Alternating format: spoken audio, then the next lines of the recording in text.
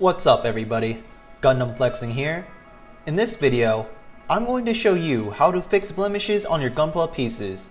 With a little practice, and with the right materials, you can turn your imperfections, discolorations, seam lines and blemishes from this to this.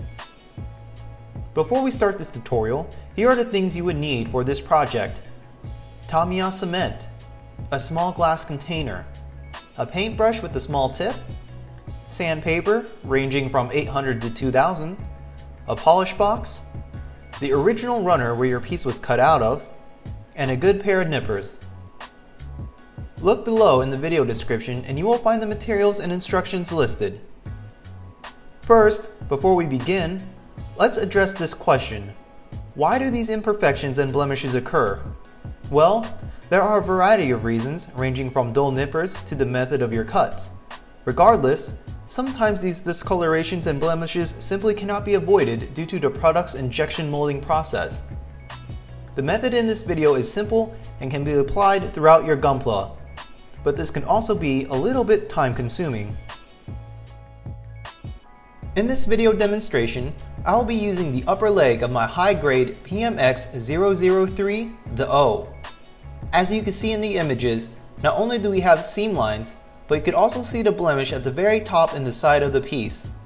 It is like a small little dip which can be easily noticeable from any distance. Luckily, this piece will be hidden under the skirt, but this piece is an excellent example to apply and show the principles of this tutorial. After you found the piece you need to fix, be sure it is of the same color. You will need to first pour Tamiya Cement into the empty glass container. There are no specific measurements on how much you want to pour in. I just generally pour in as much to A. Cover the bottom, and B.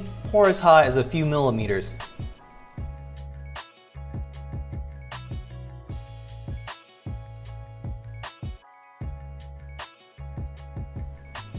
Step 2.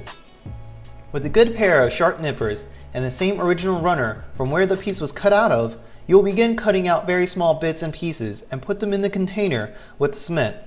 I recommend doing this over a box to collect all the pieces and ensure they don't pop off and get lost. Again, there are no specific measurements on how much you want to put in or how little to cut the pieces into. I recommend placing enough pieces to cover the entire liquid material and cut small enough like in this video demonstration.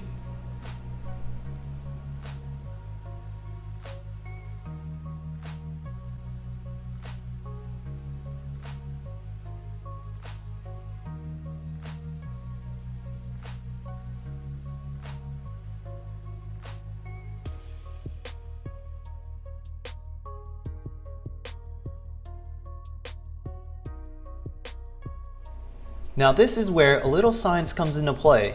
If you don't know already, polystyrene, cement like Mr. Cement and Tamiya Cement, is not like traditional glue. It works by melting the polystyrene so the materials can be welded together.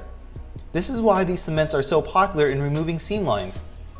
In this video, we are using that property to melt these small bits and pieces into a liquid-like substance.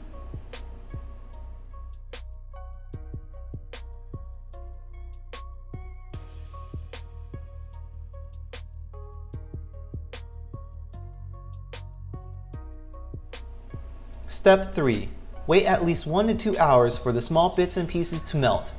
Now, you have an adhesive that is the same color of the piece you want to fix, ready to be applied.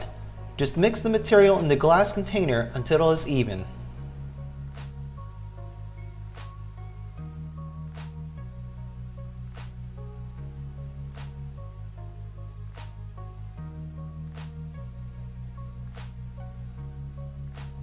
Step 4. With your brush and your damaged pieces, begin applying the adhesive as you would for seam line removals. Apply the adhesive to both sides of the pieces and don't be alarmed if you place a little too much of the material and it protrudes out of the cracks when you put them together. Just be sure you are patient and thorough throughout the application.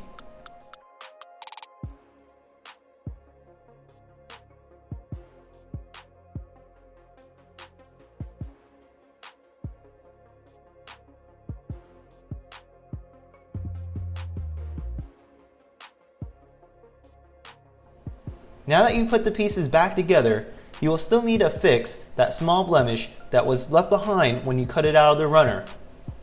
Again, use your paintbrush and apply the liquid material into the gap.